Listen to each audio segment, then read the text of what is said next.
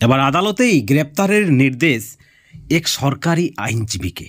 এই মুহূর্তের আরও একটি বড় খবর, কলকাতা হাইকোর্টের বিচারপতি দেবাংশু বসাক এবং সব্য রশিদির ডিভিশন বেঞ্চে যে কড়া ভাষায় ভৎসনা শুনতে হয়েছে সরকারি আইনজীবীকে, তা কিন্তু একেবারে নজিরবিহীন।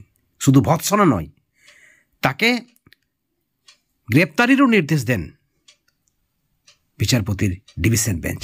তাতেই কিন্তু হাইকোর্ট চত্বরে তোলপাড় পড়ে যায়। আপনারা সকলে জানেন, এক ডিস্ট্রিক্ট এডিশনাল জজকে হেনস্থার অভিযোগে ভিডিওগ্রাফি দেখে সরকারি আইনজীবী সহ 21 জন আইনজীবীর বিরুদ্ধে ফৌজদারি ধারায় আদালত অবমাননার রুল জারি করা হয় এবং আদালতেই বিচারপতি সব্য রশিদির এবং বিচারপতি দেবাংশু বসাকের ডিভিশন বেঞ্চ ওই আইনজীবীকে শেরিফ ডেকে গ্রেপ্তারির হুঁশিয়ারি দেওয়া হয়। আসলে ঘটনাটা কি? ঘটনাটা আপনারা সকলে জানেন। আদালতের নির্দেশ থাকা সত্ত্বেও এক পক্সো মামলায় ওই সরকারি আইনজীবী বসিরহাট আদালতের এক অ্যাসিস্ট্যান্ট পাবলিক প্রসিকিউটর, আদালতের নির্দেশ থাকা সত্ত্বেও তিনি পক্সো মামলায় উপস্থিত হয়নি এবং যার কারণে যার বিরুদ্ধে অভিযোগ তিনি মুক্ত হয়ে যায়।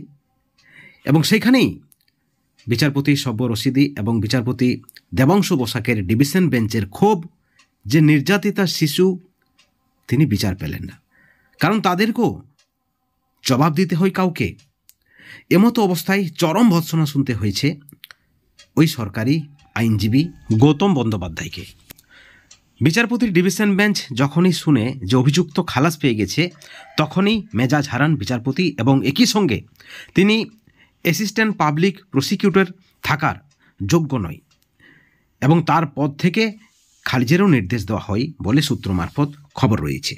বন্ধুগণ, আদালতের এই কড়া নির্দেশ এবং সরকারি আইনজীবীকে যে ভৎসনা, বিচার ব্যবস্থাকে যেভাবে ছোট করার চেষ্টা, এই বিষয়ে আপনাদের মূল্যবান মতামত আমাদের চ্যানেলের কমেন্ট সেকশনে অবশ্যই কমেন্ট করে জানাবেন।